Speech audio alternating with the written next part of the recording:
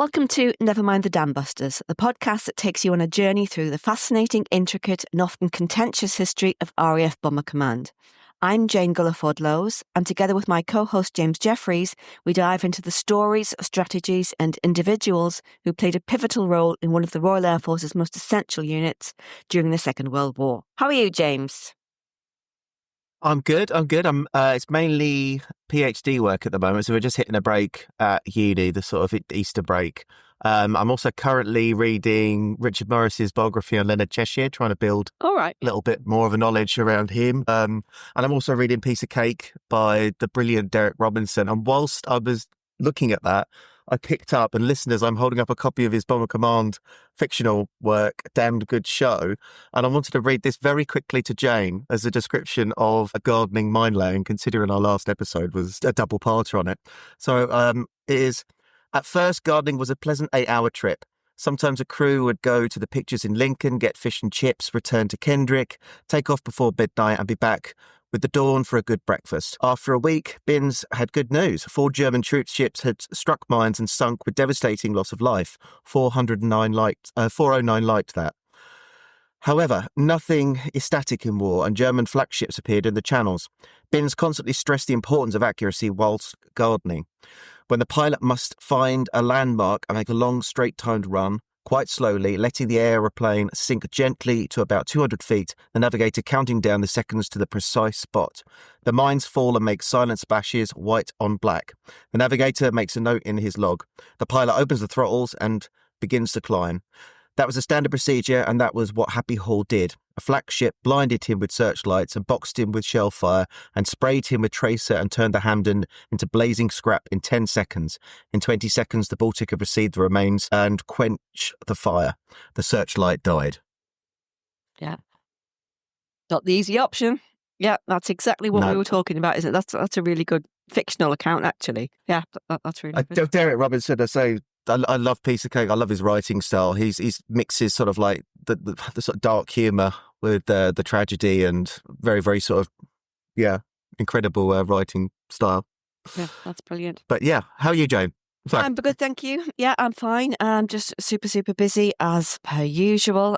Really looking forward to my holiday. This episode will be going out, I think, just before I go away. So yeah, I'm absolutely ready for that. I'm ready for a break. So anyway, right, let's press on with what we're going to talk about today. So as many of our listeners will know, RAF Bomber Command suffered the highest casualty rate of any branch of the British Armed Forces during the war.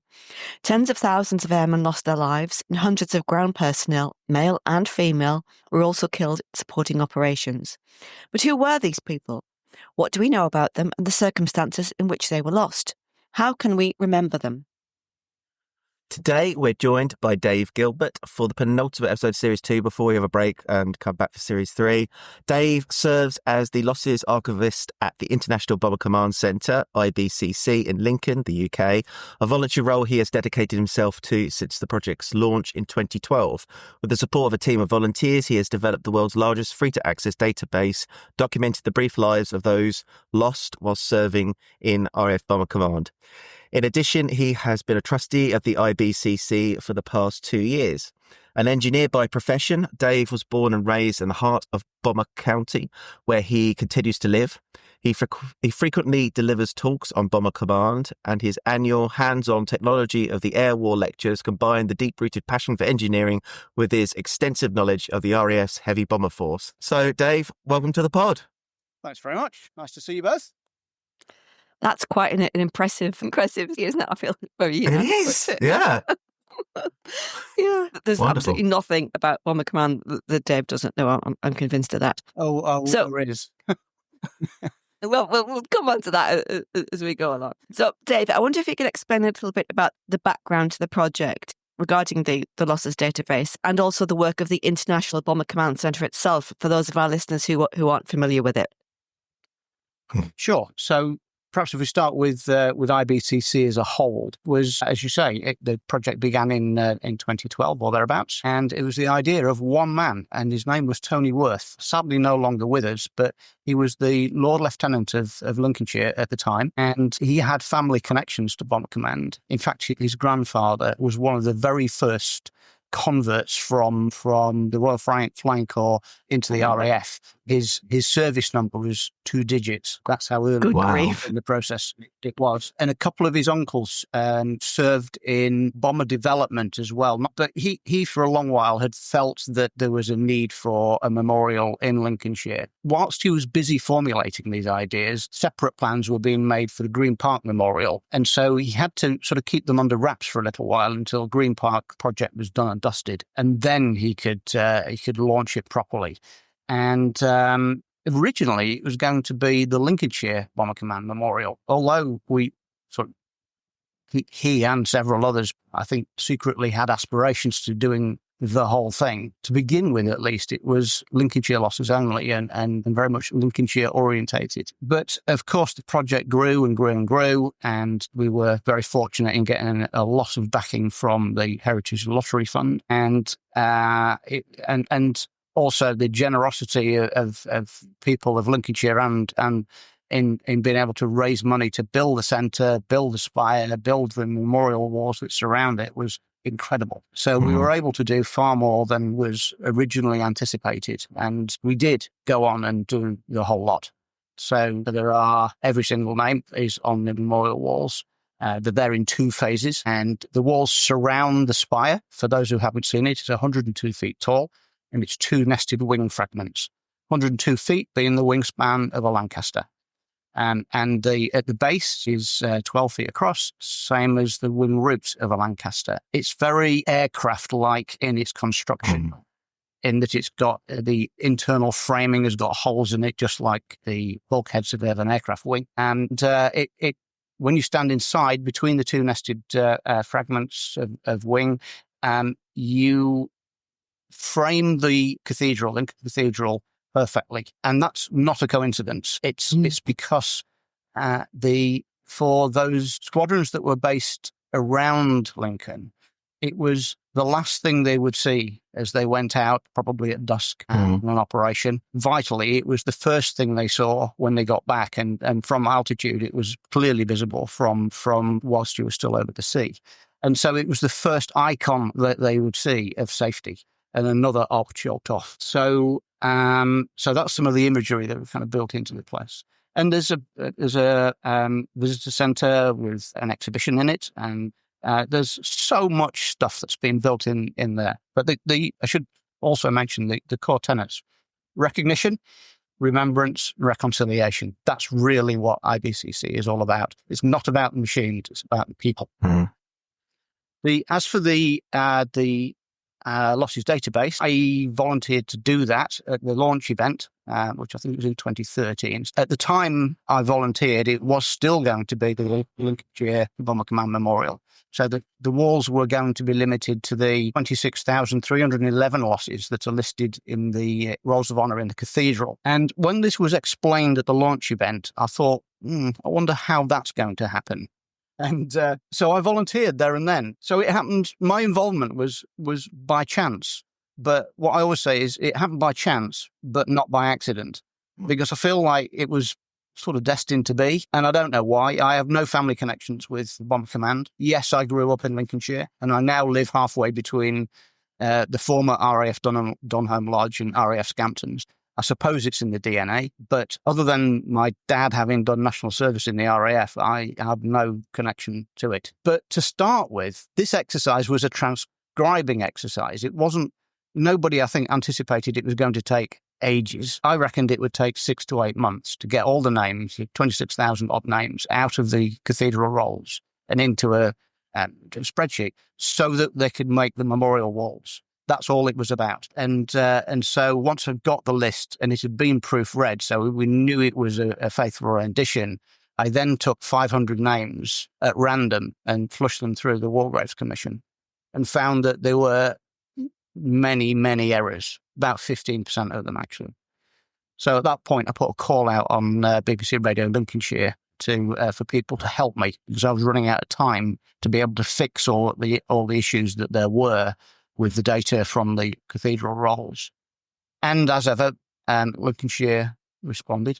And so about 100 of us went through each line item one by one, checking them for accuracy. But the turning point and what led to the online database was that the way I asked them to check that information was to take each name in turn and go onto the War Graves Commission and check it. I said to them, while you're there, please can you capture the additional information that's on a War Graves Commission? Next of kin, ages, that sort of thing, stuff that's on their site. That was the turning point, because it was no longer a list of names then. It was a living document that could change over time and be added to and added to. And I've spent the last 12 years doing exactly that. And there's so much information you can add, of course. You can always find something else about any one of the 58,000. Biographical information. The service information is actually relatively easy to document in most cases. But getting to know what next of kin did they leave behind? What was their job before they enlisted? What pub did they drink in? What school did they go to? What did they do? Were they plumbers, bakers, whatever they were? These things all matter because they paint a picture of that person.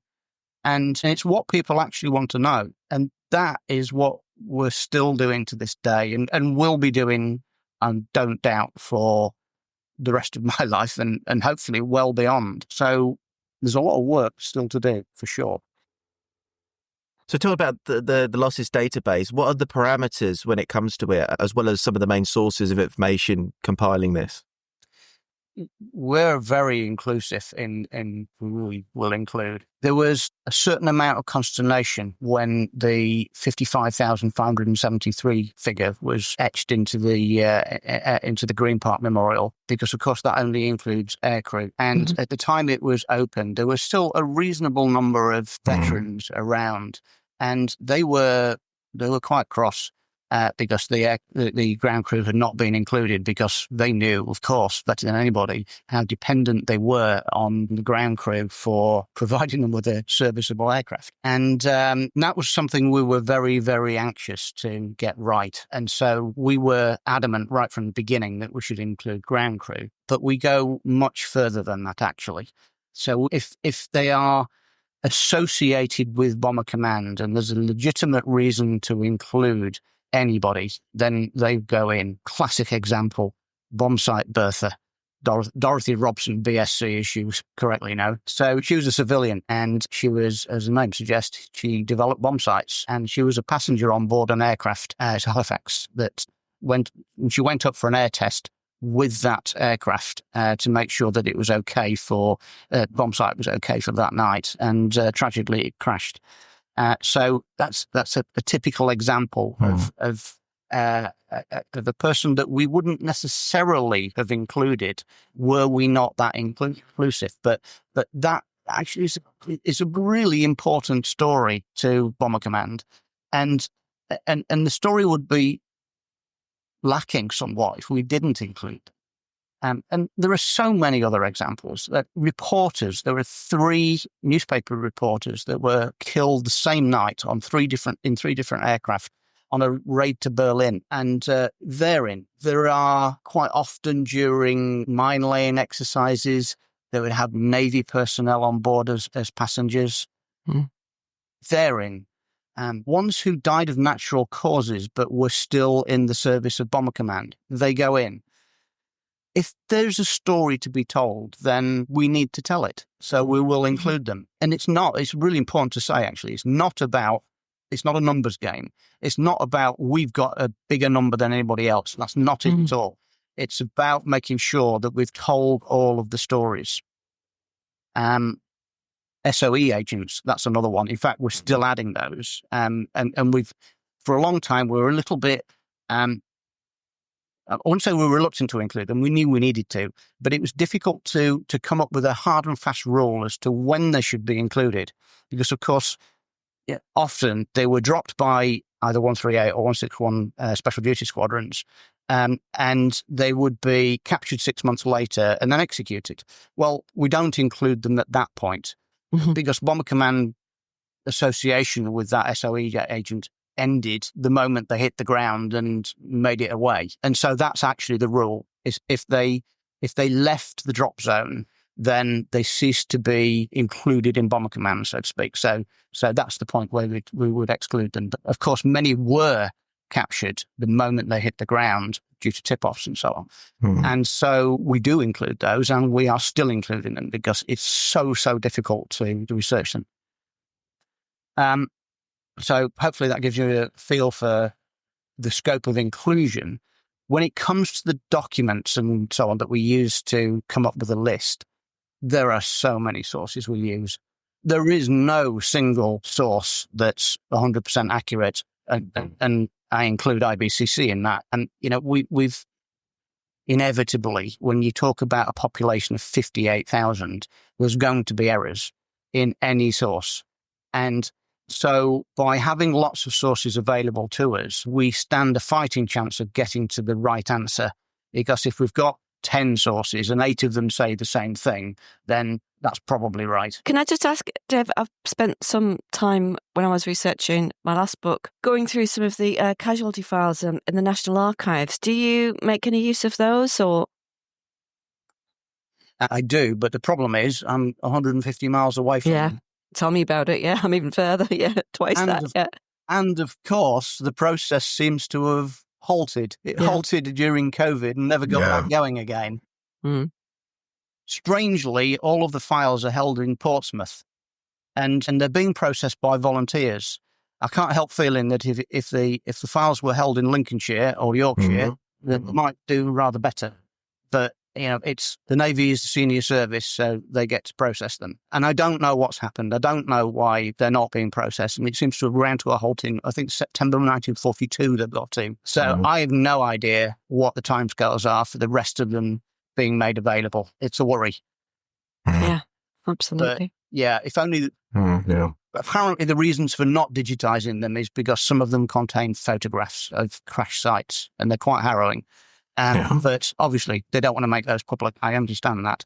But I can't help feeling that they could be kept out and then the rest of it put in. But it does make life rather difficult not being able to access them. Or, while I'm on my soapbox, also not being able to access the personnel files like you can in Canada, Australia, and most of the other Commonwealth countries. So that's it. Now I'm going to get off my soapbox. Can you tell our listeners about the wall of names at the International Bomber Command Centre, Dave? I know we've mentioned it briefly, but for those who perhaps haven't visited or seen it online, can you first of all describe it, what it is, and how that links in with your work with the database? Sure. Okay. So there are at present 271 individual walls that are concentrically arranged around the central spire. They're made of Corten steel, which for those of you in the UK, that's the same stuff that the Angel of the North is made from. So it gets like an oxidizing layer on it, but it doesn't go into what you might call battleship rust. And each of the names is laser cut into each of the walls. Each of the walls is about 6 feet tall, about 4 feet wide, and contains about 200 names on each one. They're cut in a stencil font, and they're back to back.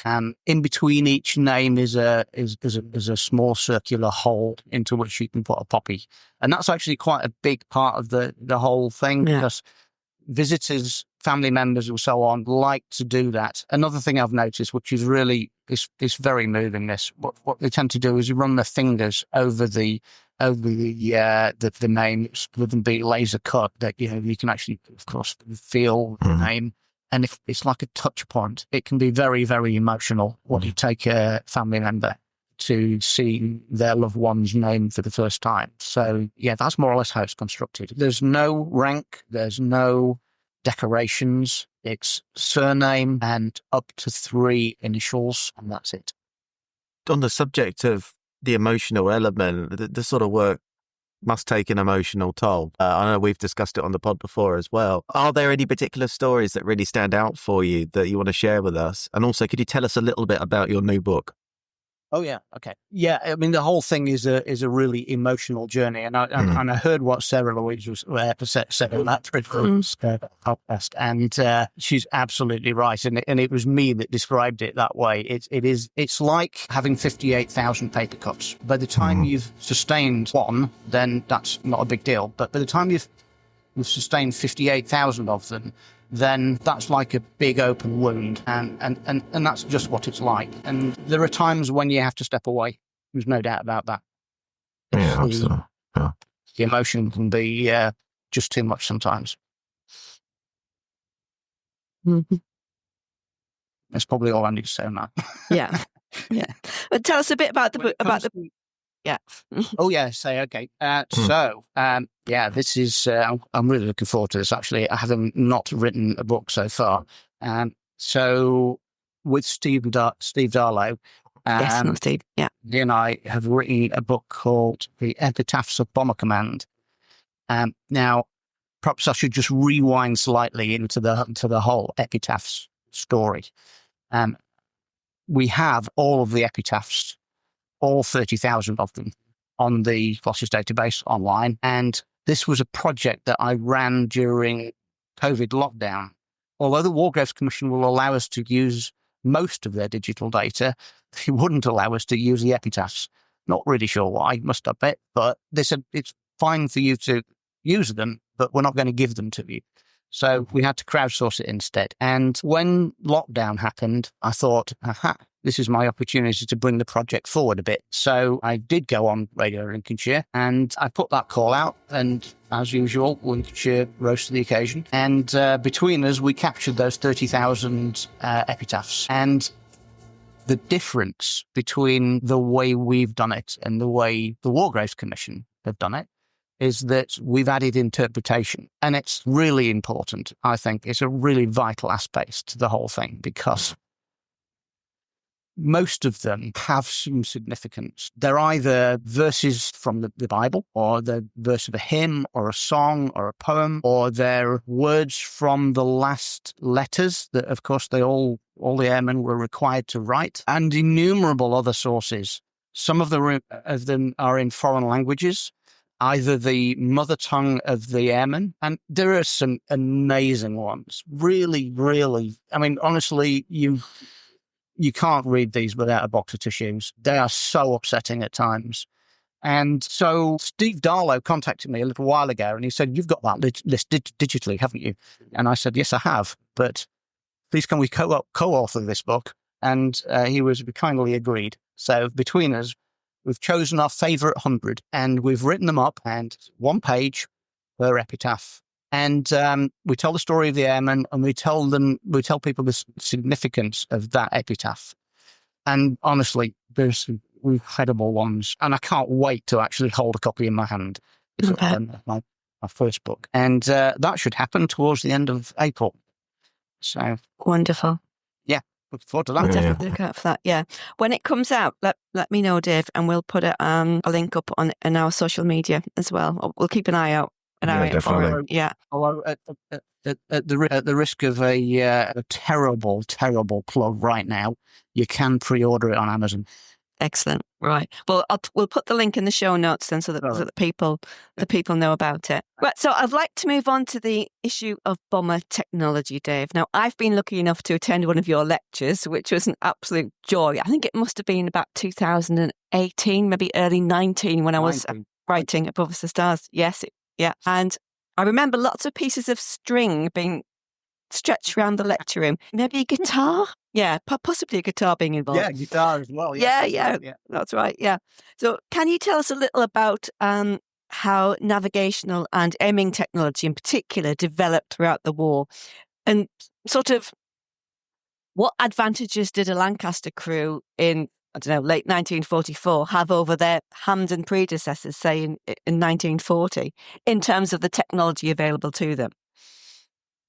Well, I have to say that based upon the that lecture that you saw, you will know that the technology that the Germans had in the early part of the war was significantly better than anything we had. In fact, we had very little. And the first thing that I demo in that lecture that you're at was That's right, which is one of the German systems, which actually took a commercial system called Lorenz, which was a blind landing system, and split it into two separate beams that crossed at a particular bombing location. And the first example of it was when the RAF discovered that there was such a beam, they found that it was intersecting directly over the Rolls-Royce plant in Derby.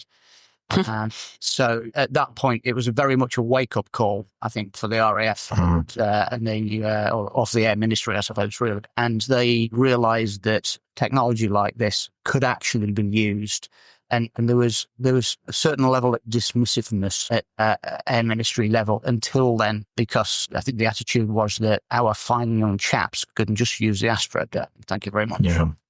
But in fact, Nicobine and what followed, which was X-Garate and Y-Garate, were advanced systems, very well thought out, actually quite easily scuppered. But they were definitely, I think, what focused the Air Ministry's attention into making sure that we had technologies that were comparable or better. And of course, what followed on from that was systems like G, Oboe, GH, and they all had their relative advantages and disadvantages. There was Village Inn, for example, which was a night fighter detection radar fitted on the rear gun turret, and that amazingly, nobody seemed to realise that was going to be used by the German night fighters to detect where the planes were. Yeah. And it always is a source of some puzzlement for me. How was it that nobody ever realised that was going to happen? And I have a little adage. I think I should adopt it as Dave's law. And it reads like this, and I'm going to, with apologies to Isaac Newton, is for every measure, there's an equal and opposite countermeasure. Well, like that, yeah. So much the case that, for example, Nicobine that I mentioned a little while ago, our code name for it when it was discovered was headache. And the countermeasure for it was, of course, aspirin. I like it. Love that. And of course, this is what drove the technology all the way along, was a constant attempt to leapfrog whatever technology the opponent had with something better.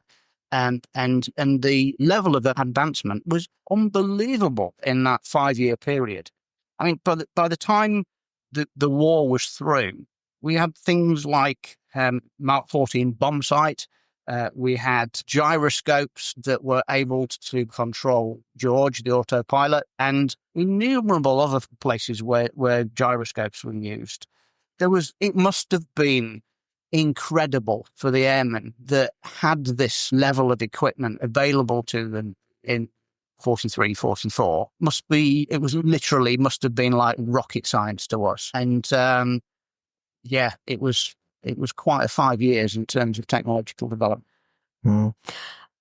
Dave, I've got a recollection, I may have imagined this from somewhere, that the RAF navigators had an advantage over their German counterparts in that they were trained to use astrolabes, they were trained to do a dead reckoning, whereas the German navigators just entirely relied upon their wonderful equipment, which they thought was, the bee's knees and could never let them down. Is that right?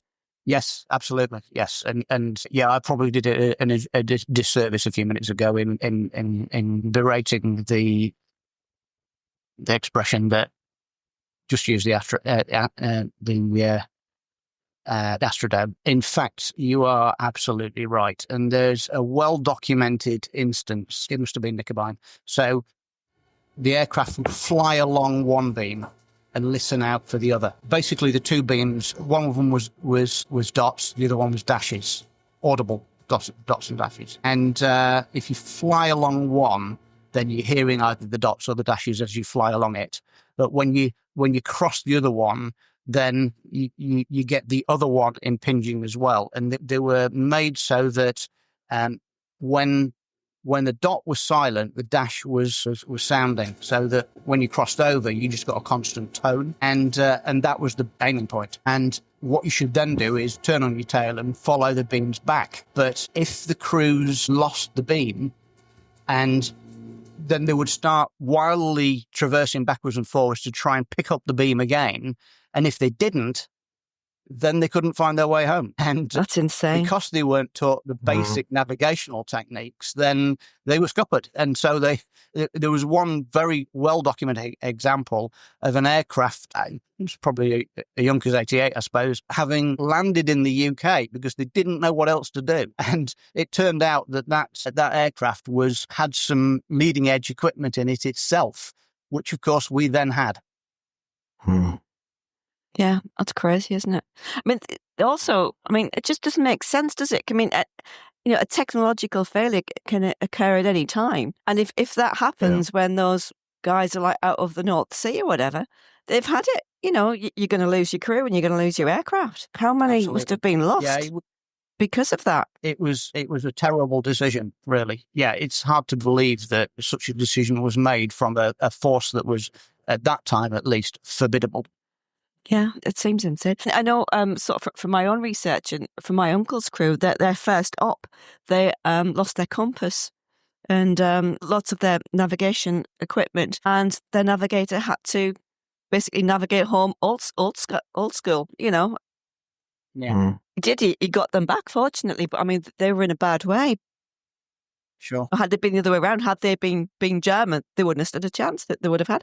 That's so interesting, isn't it? There's also a kind of interesting story surrounding Weigerate, which is one of the last beam-based systems that the Luftwaffe use, because they, if I remember correctly, its frequency was 46 megahertz, and the Germans could not have made a worse decision if they tried. And in all honesty, they couldn't have done it any differently. They weren't to know. But actually, the transmitter at Ali Pali, which is there to this day, had just been decommissioned and used 46 megahertz. So literally all the Air Ministry had to do was requisition it and turn it on, and it blocked Weigerate. Incredible. Obviously, the Germans, they never got Weigerate working, and they never knew why. until after the war, because we were so far ahead of them that we'd anticipated what they were going to do next, and were able to turn on the Ali Pali transmitter the moment the Germans started to transmit the signal. So the Germans concluded that there was a fundamental problem, but there wasn't. It was just that we were jamming. Just coincidence. Yeah. Incredible. That's mad. Yeah. James, I think we've more or less covered that next question about... We have, yeah. About what RAF had developed. Is there anything else you want to mention or touch on, Dave, before we wrap things up? I should probably just explain a little bit more about the lecture series, because I went into the technology, but I didn't really explain what the significance of the lectures were. I'd like to know about the guitar. Yeah, absolutely. That's still completely random to me, so I'd love to know some more. So that lecture series, although it's called The Technology of the Bombing War, it was actually inspired by the Royal Institution Christmas lectures. Oh, I love those. Yeah. I know. And I know they're meant for kids, but let's face it, all as adults. I still watch them every year, yeah. Well, so it was that inspired me, and I thought, you know what, I can do that to Bomber Command. And because I'm an engineer, I thought, I think I can pull this one off. So, and the idea was not to use any of the technology about which I was talking, because A, I probably couldn't get my hands on many. B, even if Burkitt's shop in Lincoln actually had some, it probably wouldn't be working because it's so old. C, it's never a great idea to fry your audience with very high... Doesn't go down well, does it? Radio frequencies. So that left me... Oh, and also, you need something that works not over a sort of hundreds of kilometres, but a few feet, so you can do it in a lecture theatre. And all of that led me to the conclusion that actually what I need to do is something completely different and use analogous technologies to get the story across. So I won't use radio beams, I'll use laser beams or something along those lines. You know, it's something that will behave in the same way, and if possible, make it be fun. And people out the audience. I always start these lectures by saying I choose victims, I don't ask for volunteers. For example, when I was doing the air gunnery one, I was using water trails instead of obviously you can't use bullets. so Unfortunately.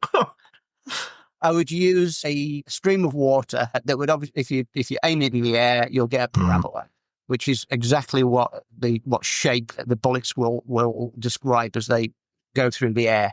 And of course, people get wet, which is funny, and it's all about having some fun and yet getting across a message about how this technology worked.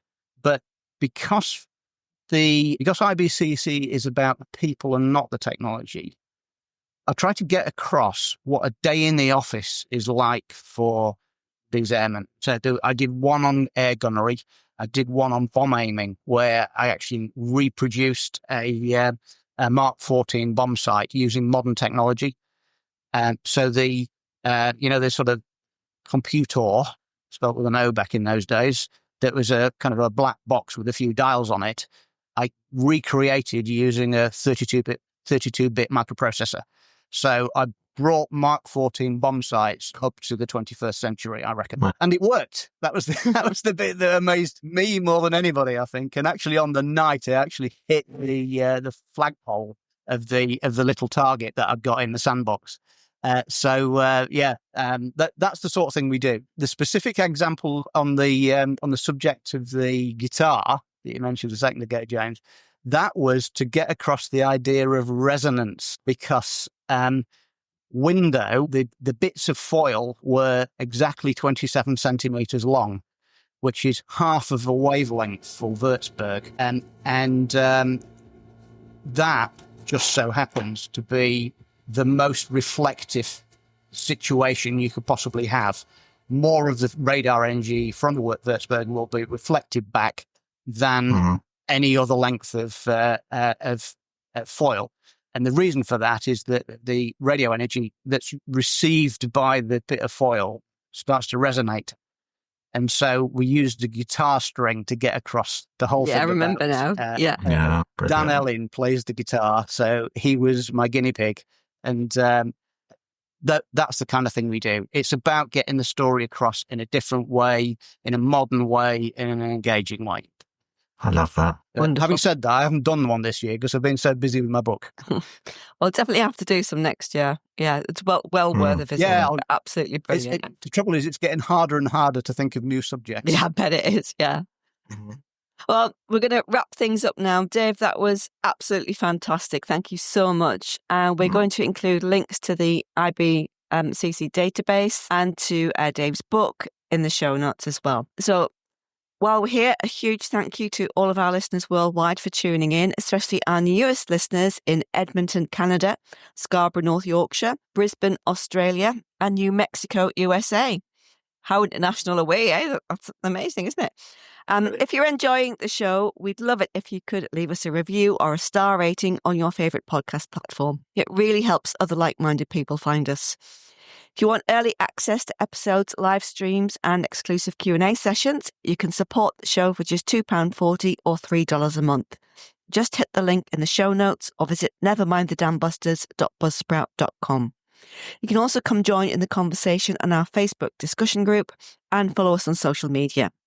Plus, if you'd like to get in touch, just send us a message at the top of the show notes. Thank you so much for listening, everyone. And do join us next week for the final episode of this series, when we'll be chatting to Håkon Vinje about some of the hundreds of Norwegians who served with RAF Bomber Command and about the RAF men who rest in the care of the Norwegian War Graves Commission. Thanks, everyone. See you later. Bye.